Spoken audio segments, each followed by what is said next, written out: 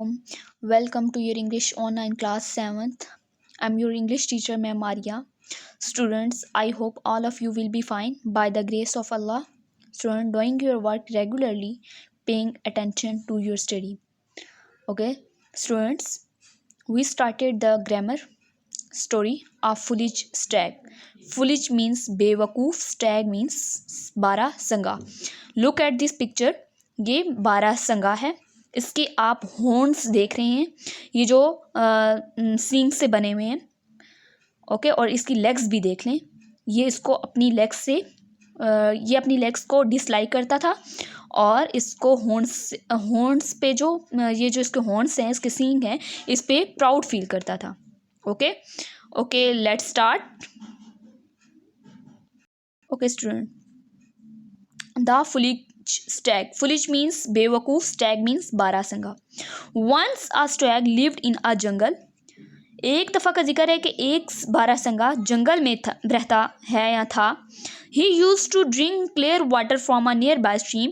वो पास ही नदी में, stream means pool या नदी में साफ़ पानी का इस्तेमाल करता था. Whenever he saw his reflection in the water. एक दफ़ा इसको उसी पानी में, वो क्लियर पानी होता था, उसमें इसको अपना अक्स नज़र आया. ही प्रेज्ड मीन तारीफ़ करना. हिज ब्यूटीफुल हॉर्न्स, जो उसके हॉर्न्स थे, उसके जो सींग थे, उसकी वो तारीफ़ करता था. He felt proud of his horns. वो इस हॉर्न्स पे प्राउड फील करता था, मीन्स फ़ख्र महसूस करता था. ही डिसलाइक्ड हिज अगली एंड थीन लेग्स. अगली मीन्स बदसूरत.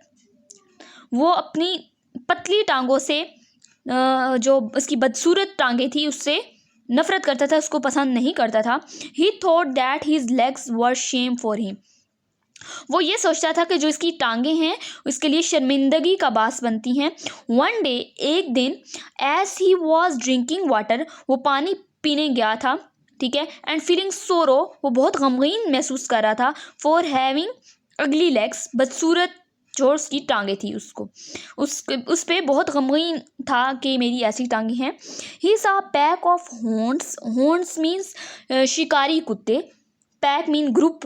Running towards him at a short distance. थोड़े ही फासले पर वो जो हॉर्न्स था, शिकारी कुत्तों का ग्रुप था, वो इसकी तरफ आया. थोड़ा ही फासला था. ही रन वे, वो भागा. कौन भागा? स्टैग, बारहसिंगा भागा. The horns kept on chasing him, पीछा करना. वो जो हॉर्न्स थे, शिकारी कुत्ते थे, वो उसका पीछा करने शुरू हो गए. He ran as fast as his leg could. और वो इन टांगों से बहुत तेज़ भागा. Soon he left the horns far behind. और बाद में वो हॉर्न से दूर हो गया, लेकिन हॉर्न से बच गया. सडनली, अचानक ही, his horns were trap in a bush. Bush mean झाड़ियाँ, ट्रैप मीन फंस जाना. जो इसके हॉर्न्स थे, जैसे वो भाग रहा था, जंगल था, तो वो उसके जो हॉर्न्स थे वो झाड़ियों में फंस गए. Okay, he tried his best to release himself but he could not. उसने बहुत कोशिश की अपने आप को बचाने की, लेकिन वो उससे नहीं बच सका. झाड़ियों से उसके हॉर्न्स नहीं निकल सके. His beautiful horns would not let him move. जो इसके ब्यूटीफुल, इसके खूबसूरत जो हॉर्न्स से वो मूव, उसकी वजह से, उन हॉर्न्स की वजह से वो आगे मूव नहीं कर पाया. Meanwhile the horns reach. थोड़ी ही देर बाद वो जो हॉर्न्स थे, वो जो शिकारी कुत्ते थे, reach there and they attacked him. और थोड़ी ही देर बाद, जैसे ही वो उसके हॉर्न्स उसमें फंस गए, तो शिकारी कुत्ते वहाँ तक जा पहुँचे और उसको पे अटैक कर दिया. दे टोर हिम इनटू पीसेस. और इसको टुकड़े टुकड़े में पीसेस इसके कर दिए. हिज थिन अगली legs which he did not like help him rescue his life, but his favorite home became the cause of his death. जो इसकी खूबसूरत, जो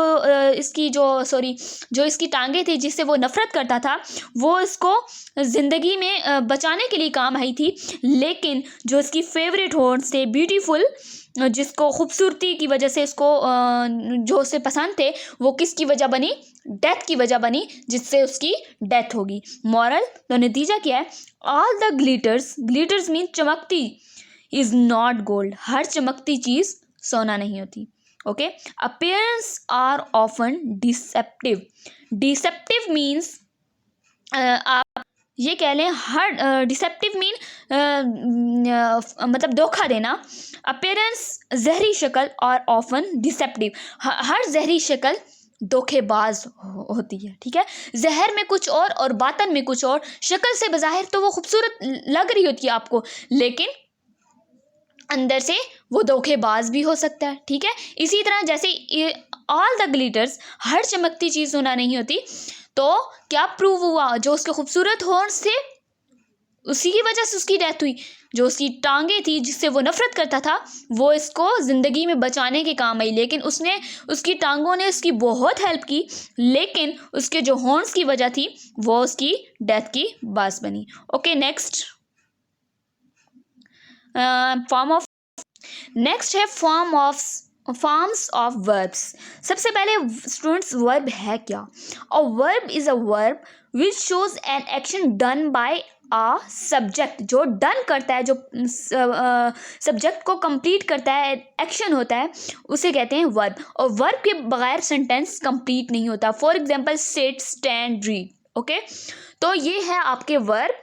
तो वर्ब के बगैर सेंटेंस कंप्लीट नहीं होता।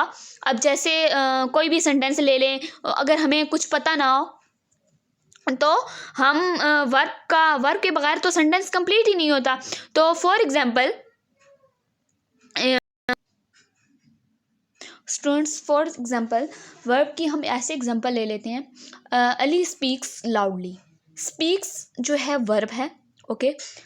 अगर हम अली लाउडली कर लेते हैं, अली ऊंचा, ठीक है। अब इस सेंटेंस का पूरा वो सेंटेंस नहीं बन रहा, ना समझ में आ रहा है। जब तक वर्ब नहीं होता तो सेंटेंस कंप्लीट नहीं होता। ओके, समझ आ गई आपको?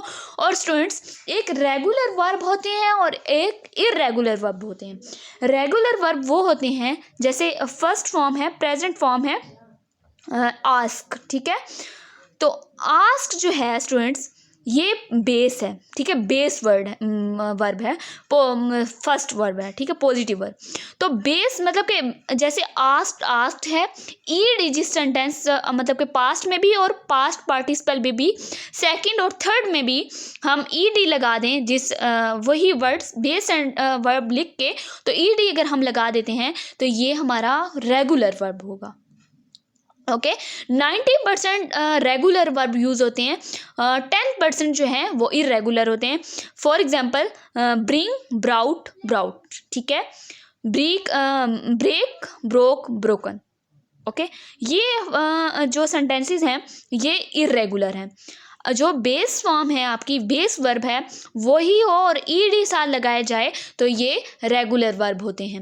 रेगुलर वर्ब जो होते हैं वो 90% है और ज़्यादातर ये ईडी ही लगाया जाता है। 10% ऐसे हैं जो इरेगुलर वर्ब हैं, ठीक है।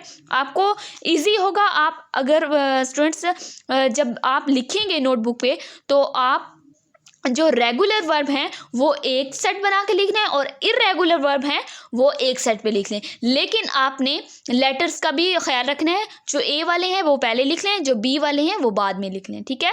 तो आपने स्टूडेंट्स करना ऐसा है, जो हैं ईडी वाले, जो अब यहाँ है प्रेजेंट में है हिट, तो ये भी इरेगुलर है, ईडी नहीं है, इसे रेगुलर नहीं कहेंगे। ईडी जिस वर्ब में आ जाए, प्रेजेंट पास्ट में आ जाए, पास्ट पार्टिसिपल में आ जाए, वो रेगुलर वर्ब है। तो आपने रेगुलर वर्ब जो है वो एक अलग पेज पे लिखने हैं और वो जो इरेगुलर है वो अलग करके लिखने हैं, ताकि जब आप याद करें तो आपको ईजी रहे, ठीक है।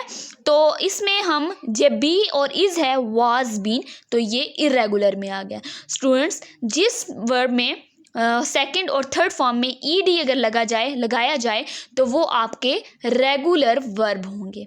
तो रेगुलर वर्ब आपने एक साइड पे लिखने हैं, मतलब कि एक पेज पे लिखने हैं, और जो इरेगुलर हैं वो अलग करके लिखने हैं, ताकि आप जब याद करें तो आपको आसानी हो। तो फिलहाल तो आपने फ्लाई तक करने हैं, और जो नेक्स्ट दूंगी तो उसमें भी आपने ऐसे करना है, इरेगुलर वाले अलग और रेगुलर वाले अलग, क्योंकि रेगुलर जो है उसमें ईडी लगाना याद करते वक्त भी आसानी होगी, और इरेगुलर वाले वो अलग लिख लें। मेजॉरिटी जो है वो ईडी लगाना है।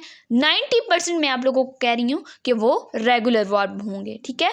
तो आपने करना ऐसा है कि रेगुलर वर्ब वाले एक साइड पे लिखने हैं और इर्रेगुलर वाले अलग करके लिखने हैं। ओके स्टूडेंट, अल्लाह हाफिज़, स्टे ब्लेस।